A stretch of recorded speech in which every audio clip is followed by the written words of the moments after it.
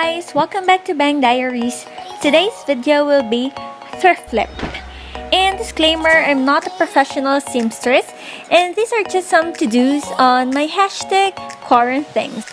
Basically, we need this quote-unquote ugly dress, needles, tape measure, scissors, and pins. You ready? G. First, I plan to make this dress something like coordinates, top and skirt. So I cut it in the middle.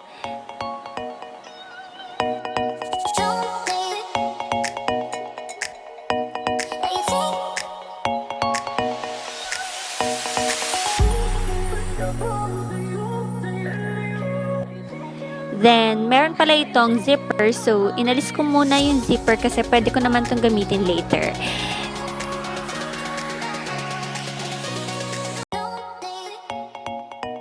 Then, I cut the excess fabrics. Well, this is the partial look. Cropped up yung peg and then ito yung maluwang na skirt. So, tinansya ko lang yung need na bawasin dito para magkasya sa waist ko. Next, hemming na. I fold it twice, then pin and start sewing. Invisible stitch ulit yung ginawa ko. Yan.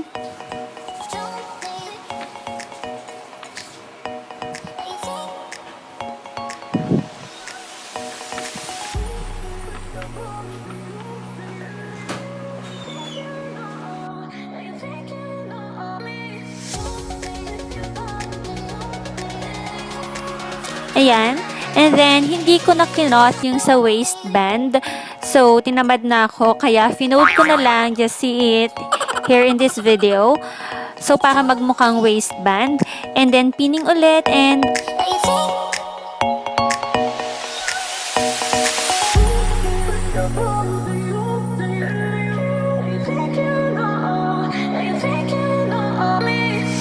also invisible stitch.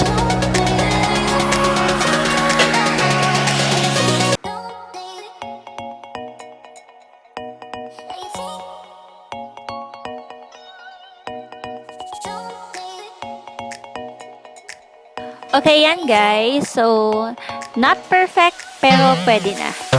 Yan, tingnan natin kung ano pa yung kailangang bawasin dyan. So, i-clip it. Yan, kinilip ko muna. And then, mark ko yung kailangang ulit bawasan na tela. Para magkasya dito sa aking bewang. Yan.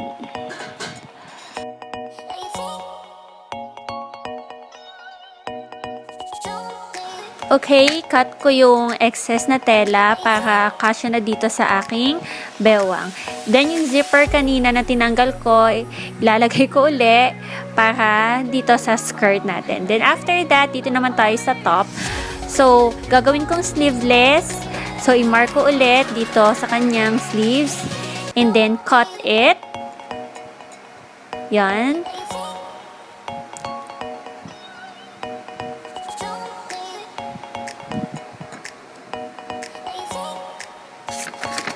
Then, finold ko para maging pattern.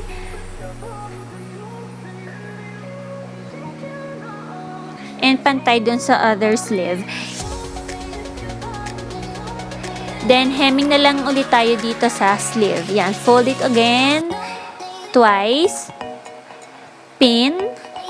And start sewing. Also, dun sa bottom, dun sa pinagupitan ko ay tinahi ko din and I snip and snip yung mga excess thread. And thrift flip number 1, printed coordinates. Yan. So, the before and after. So, yan ang crop top.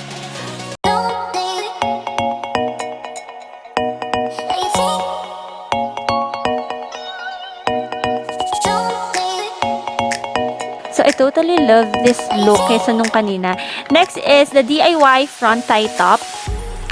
Yan. Ito yung long sleeve. So, medyo madali lang yung part na ito kasi I just have to cut yung part kung gaano kaiksi. And then, there is a marking dito for doon sa gagawin kong tie. Okay, just mark it. By the way, 9.5 inches yata from the bottom yung ginupit ko. Yan. So, top layer lang muna yung ginupit. And then, doon naman sa likod, is, ang peg ko is low back.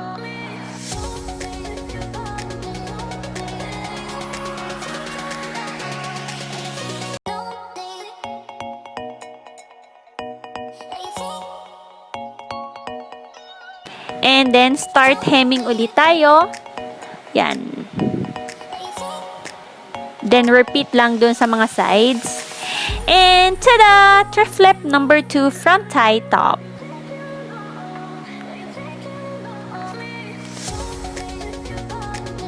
Yan, pwede ding pa-ribbon.